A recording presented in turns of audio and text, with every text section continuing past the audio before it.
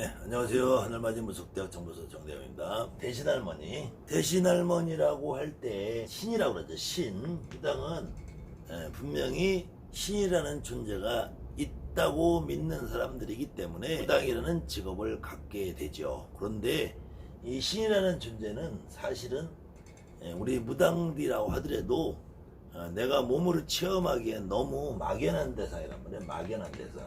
막연하긴 한데 대부분의 무당이 되시는 분들은 이런 경험들을 할 거예요. 날 갑자기 밤에 골목길을 가는데 막 집채만한 어떤 칼을 들고 얼굴이 막 무섭게 생긴 장군님 같은 느낌.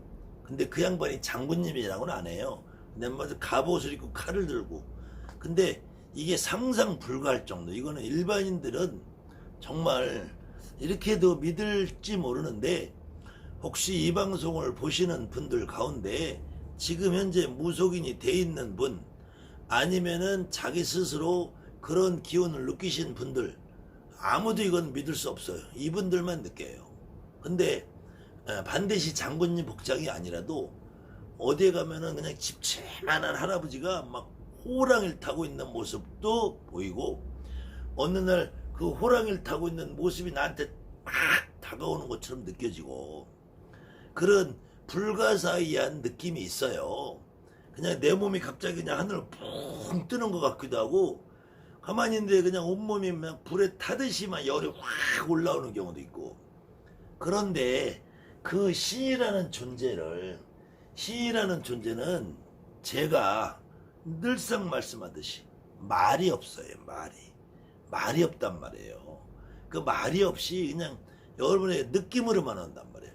빛처럼 느껴지고 어마어마한 기운으로 느껴지고 막 알 수 없는 위압감으로 느껴지고 중압감으로 정말 오금을 못 펴게 내가 어떤 위험 있는 모습으로 느껴지는 그런 존재가 분명히 있다는 걸 알아요. 우리 무속인들이 없다고 안 해요. 있어요. 있는데 그 양반만 가지고 그 양반들만 가지고는 무속인이라는 역할을 못한다니까. 양반들은 나에게 어떤 능력과 힘을 주는 거지 그걸 가지고는 첫째로 무속인이 해야 될 일은 점을 봐야 된다면 점을. 그 양반들 흔히 말해서 천신만 가지고 오시는 분들은 점을 못 본다니까. 그래서 천신 받은 사람들은 점을 못 보고 도나 닦으라고 하는 이야기들 흔히 여러분들 주변에 있는 사람들이 하는 이유가 그거예요. 그래서 이 천신을 나에게 점을 볼 수 있게 해주는 존재를 이름하여 우리가 조상이라 한다. 조상. 이 조상님이 있어야지 내가 점을 보는데, 그래서 이 조상님을 신을 대리한다 해서 대신이라는 거예요. 대신. 그래서 이 대신이라는 말을 때 항상 할머니라는 말이 붙는 거예요. 할머니라는 말이. 그래서 대신 할머니, 불사 할머니, 그 다음에 간혹 여러분들이 장군님에다가는 할아버지를 안 붙여도 도사에다가는 할아버지라고 붙이잖아요. 우리 도사 할아버지, 천문도사 할아버지, 지리도사 할아버지 분명히 할아버지를 붙인단 말이에요. 할아버지. 간혹은 장군님한테도 붙이고 신장님한테도 붙이고 도사, 장군, 신장 여기에도 반드시 도사 할아버지, 신장 할아버지, 장군 할아버지라고 할아버지를 붙이게 됐단 말이야.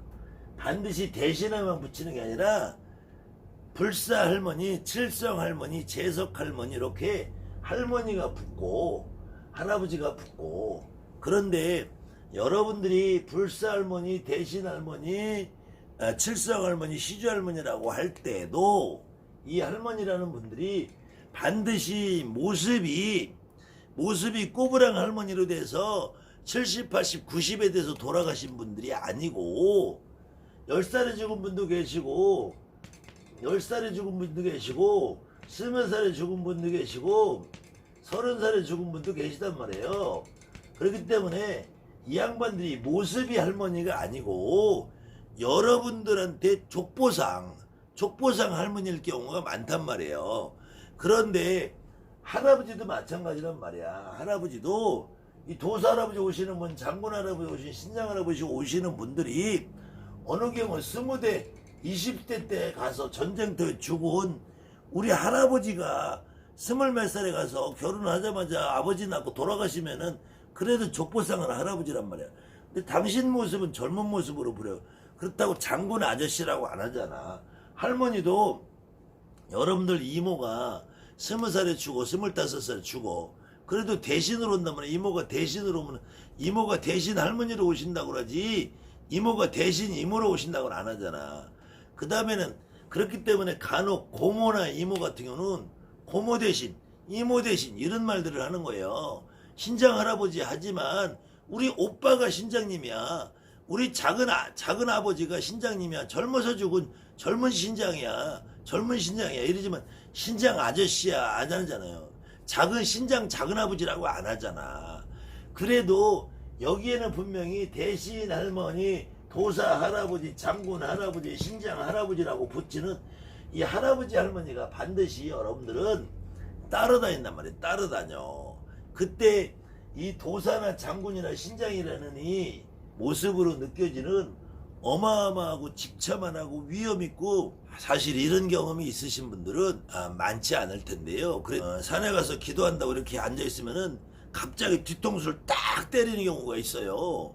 어느 날은 무릎팍을 지팡이로 꽉 찍어서 집에 와보면 무릎이 시퍼렇게 멍들어 있고 어느 날은 여러분 신장이 기도하는데 종아리를 누가 딱 때리는 것처럼 그럼 치마를 걷어보고 종아리를 보면 거기에 멍이 들어있는 경우 있단 말이야. 이런 무당들이 사실은 전국에 많이 있어요. 그런 분들은 이 신에 의해서 매 맞았다고 하잖아요. 신의 매를 맞았다고. 근데 그 매 맞은 것이 내가 죽을 만큼 잘못된 만큼 하지 않는단 말이야. 그냥 당신들이 내 존재가 있다라는 것 정도 알려줄 만큼 한단 말이에요. 그렇다고 이 신만 믿고 살면은 여러분들은 정말 신발가게 주인이 된다니까. 이 신은 빛처럼 오고 어마어마한 힘처럼 오기 때문에 나한테 오시는 이 조상님, 이 조상님이 신을 대리하는 대리 역할의 조상님이 와야지. 그럴 때 여러분들이 우리 무당이라는 사람들을 부르는 무당이라는 사람들 몇 가지 이름들이 있어요. 대표적으로는 요즘들은 제일 많은 것이 보살이라는 칭호를 쓰니까 이 보살이라는 말이 이제 어느 정도 굳어져 있지만 보살이라는 거는 불교식으로 해도 아직 부처님이 못 되고 부처님이 못 돼서 수행을 하면서 내가 이 세상의 모든 고통받는 어떤 사람들의 고통을 해소해 준다는 의미에서 여러분이 우리 무당들이 여러분한테 오는 손님들이 일이 잘 돼서 잘 먹고 잘 살아서 편안하면 여러분한테 오겠어요 안 오겠어요? 무당집에 오는 사람들은 잘 되면 안 와. 편안하면 안 와. 편안하면 가서 골프 치러 다니고 해외여행 다니고 요트 타고 다니고 맛있는 거 먹으러 다니고 무당집에 왜 와. 그렇기 때문에 무당집에 오는 사람은 고통을 받고 있는 상태에서 온단 말이야. 이 고통을 왜 나한테 이런 일이 생기느냐, 왜 생기느냐가 궁금해서 온단 말이야. 그렇기 때문에 무당은 보살 같은 마음으로 산다고 해서 보살이라는 칭호를 하는 거예요. 보살이라고 해서 잘못될 건 없어. 이거는 오랜 불교 문화에서 우리 무속인들이 그런 행위를 하고 있기 때문에 다만 아주 더 오래전에 무당을 부르는 칭호가 있어요.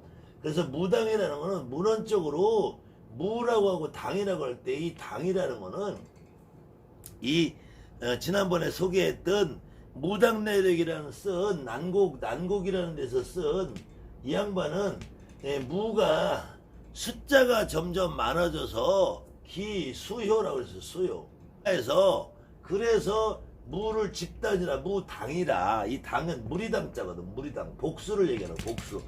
무라는 거는 한 사람을 얘기하고 무당이라는 건 복수를 얘기하는데 무당이라는 복수가 어느 곳에 그냥 무속인을 한 사람을 지칭하는 말로 변형이 된 거고, 그때 무당이라는 말은 이 사람은 이게 복수체로 무리당자를 썼지만 저는 무당을 이렇게 쓰는 것이 아니라 신당자를 써지 집당자를 써서 집에서 신을 모시고 있는 사람이라. 이거 집에서 내 집에서 신을 모시고 우리 집에서 신을 모시고 있는 사람이라 무당이라고 한다라고 저는 보는 건데, 그래서 우리 집에서 신을 모시기 때문에 무당이라는 이름은 이 집에서 신을 모시고 있는 사람이다. 그래서 무당이라고 해야 된다. 집에서 모신다는 것은 집에서 누굴 모시겠어요? 우리 할아버지 할머니를 모시지.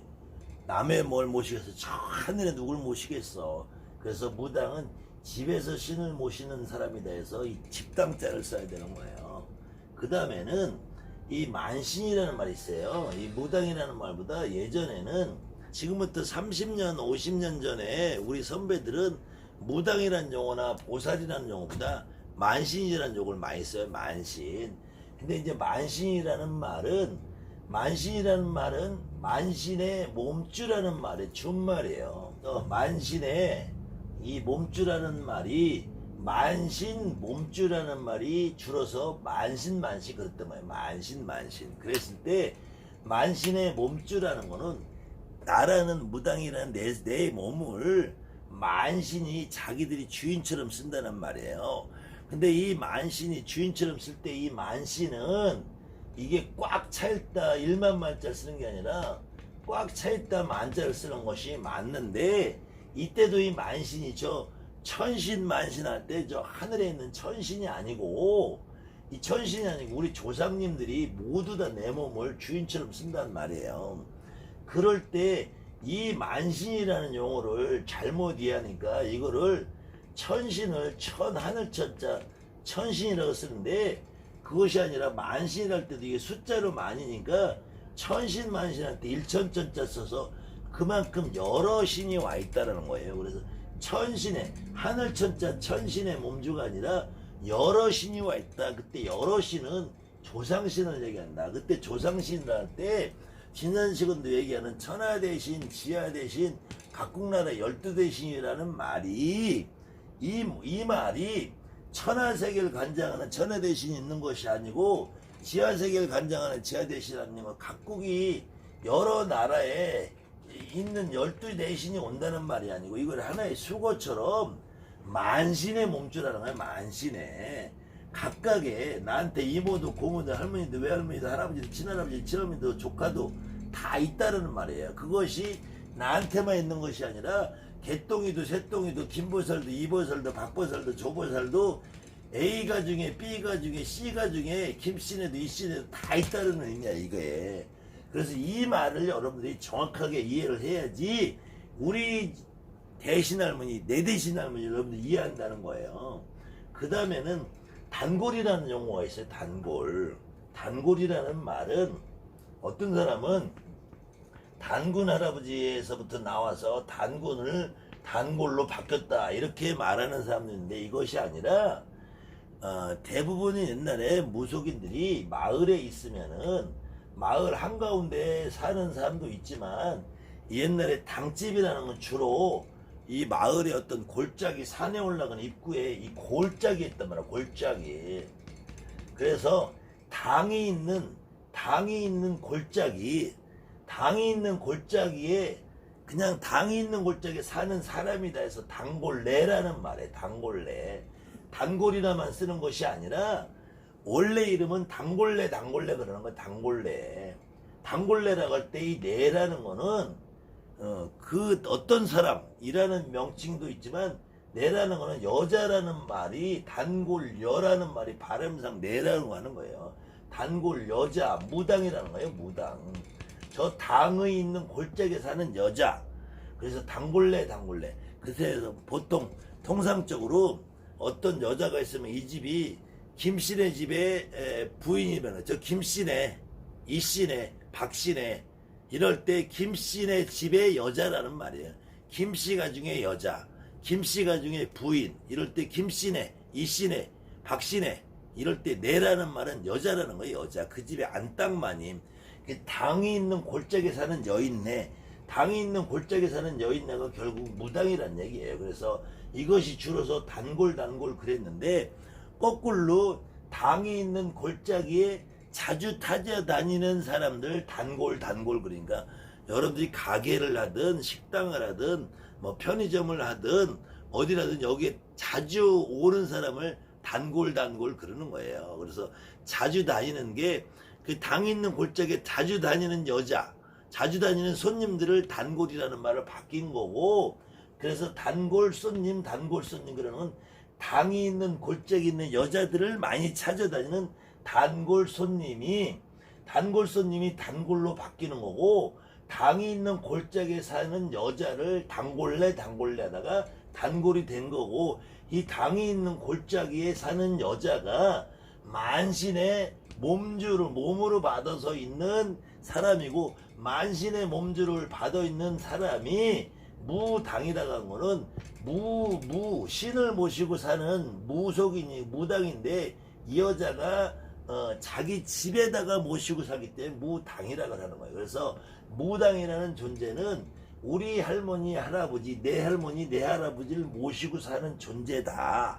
그래서 첫 번째로는 무당이라는 이름이 왜 생겼는지, 만신이라는 이름이 왜 생겼는지, 단골이라는 이름이 왜 생겼는지 이걸 하나하나 풀어가다 보면은, 당이 있는 골짜기에 사는 여자를 단골 여자 무당이라고 했다가 이것이 단골래로 바뀌고, 단골래를 쫓아다니면서 자주 들락거리는 손님을 단골 손님이라고 불렀다가, 단골 손님이 자주 다니는 단골래는 만신의 몸으로 받아서 만신의 몸주가 돼 있으니까 만신 몸주라고 불렀다가, 만신 몸주가 만신이라는 말로 줄었고, 만신 몸주를 받아서 있는 무당일에 집에다가 내 할머니 내 할아버지 내 조상님을 모시고 살기 때문에 무당이라고 한다. 집에서 신을 모시고 사는 사람을 무당이라 했는데, 이 무당이라는 사람이 하는 역할이 우리 집에 오는 손님들의 어려움과 고통을 상담해주고 해결해주는 역할을 하니까 보살이라는 칭호로 된 것이다. 그래서 보살이라는 용어는 불교 문화가 많이 이 땅에 퍼져서 불교 문화가 극성을 부리는 시대에 생긴 이름이지만, 그래도 우리 민족들은 주로 무당이라는 용어보다 만신이라는 용어, 단골이라는 용어를 더 많이 썼고, 단골래 예전엔 그랬어요. 아니면은 만신 그랬고, 그러다가 무당 무녀라는 말은 외부에서 보편적으로 쓰던 말이 지금은 무당이라는 말이 좀 속칭처럼 들려서 조금 더 부드러운 표현을 쓴다는 것이 무속인이라고 쓰고 있는데, 무속인이라는 말은 이 속된 직업을 하는다 해서 이것이 오히려 무당이나 만신이나 단골보다 무속이라는 칭호가 사실은 더 무당들을 나쁘게 표현하는 말이에요. 그런데 우리는 나는 속된 사람이라도 상관이 없다. 우리는 우리 주변에 있는 우리 사람들 사이에 속해서 산다. 그래서 민속이다. 민간에 속해 있다 해서 민속이라는 말도 쓰고, 무속이라는 말도 나는 결코 나쁜 의미로 쓰진 않아요. 근데 일제시대 때 이렇게 무속이라는 말을 만들어낸 학자들은 우리 무당들을 조금 낮게 보고 천시하는 의미에서 무속인이라는 용어를 만들었지만, 이 무속인이라는 용어보다 우리에게는 만신몸주 단골래라는 말이 여러분들의 신령님, 우리한테 와 있는 대신할머니를 이해하고, 이 만신이라고 할 때 대신할머니, 불살머니로 와 있는 우리 할머니, 도살아버지나 할아버지, 신장님, 장군이로 와 있는 할아버지들도 다 대신이다. 그래서 여러분들이 요 개념을 이해해야지 우리가 무속인으로 내신령님의 존재, 내신령님이 어떤 분인가를 이해해야지 여러분이 무당 노릇하는데 신을 이해하는 데 도움이 된다는 이야기입니다. 감사합니다. 하늘만이 무속대 정보수 정대입니다.